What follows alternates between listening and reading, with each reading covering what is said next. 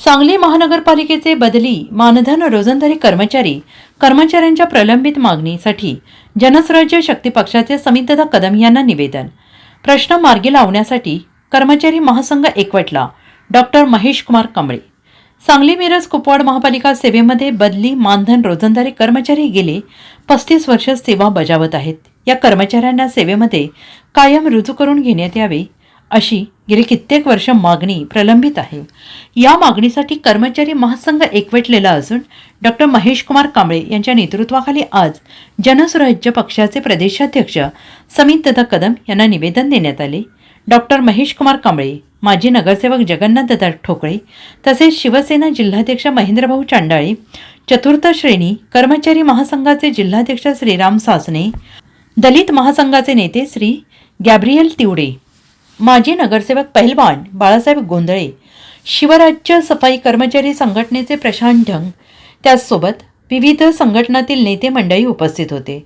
महापालिकेत सेवेत कायम करण्याविषयीचे प्रस्ताव देण्याबाबत निवेदन देऊन समितदादा कदम यांनी मुख्यमंत्री देवेंद्रभाऊ फडणवीस यांच्याकडे तातडीनं पाठपुरावा करून कर्मचाऱ्यांना न्याय द्यावा अशी मागणी करण्यात आली.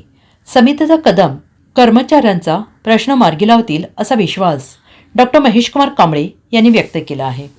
सांगली, मिरज आणि कुपवाड शहर महानगरपालिकेचे गेले 30-40 वर्षापासून सेवेत कार्यरत असणारे, महापालिका क्षेत्रातील जनतेचा जीव वाचवण्यासाठी सातत्यानं प्रयत्न करणारे आमचे ज्या बदली कर्मचारी आहेत, महिला असतील, पुरुष असतील, त्यानंतर मानधनावरचे सगळे कर्मचारी असतील, वेगवेगळ्या विभागातील महापालिकेच्या रोजंदारीवरचे कर्मचारी असतील, या सर्वांनी ह्यांच्या आयुष्याचं पूर्ण योगदान ह्या महापालिकेसाठी दिलेलं आहे.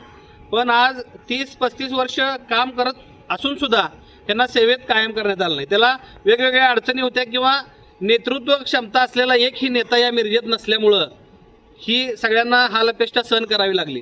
पण आता चांगली गोष्ट झाली की राज्याचे मुख्यमंत्री आदरणीय देवेंद्रभाऊ फडणवीस यांनी मुख्यमंत्रीपदाची धुरा हातात घेतलेली आहे आणि मुख्यमंत्री फडणवीस साहेबांचे निकटवर्ती आणि कौटुंबिक संबंध असणारे आदरणीय जनस्वराज्य पक्षाचे प्रदेशाध्यक्ष युवा नेते समितदादा कदम यांच्याकडे आज आपण सर्व कर्मचारी अपेक्षेनं इथं निवेदन द्यायला आलो होतो.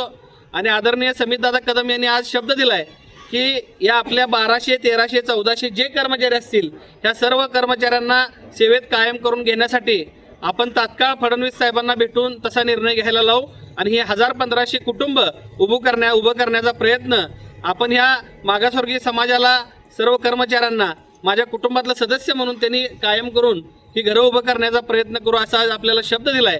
आणि निश्चितच मला खात्री आहे माझ्यासोबत महापालिका कर्मचारी महासंघाच्या वतीनं आदरणीय गॅब्रियल तिवडे असतील, राम सासने असतील, बाळासाहेब गोंधळे असतील, जगन्नाथ ठोकळे असतील, महेंद्र चांडाळे असतील, ह्या सर्व पक्षाच्या, सर्व संघटनांच्या नेत्यांना घेऊन महापालिका कर्मचारी संघाच्या वतीनं हा लढा उभा केला आहे.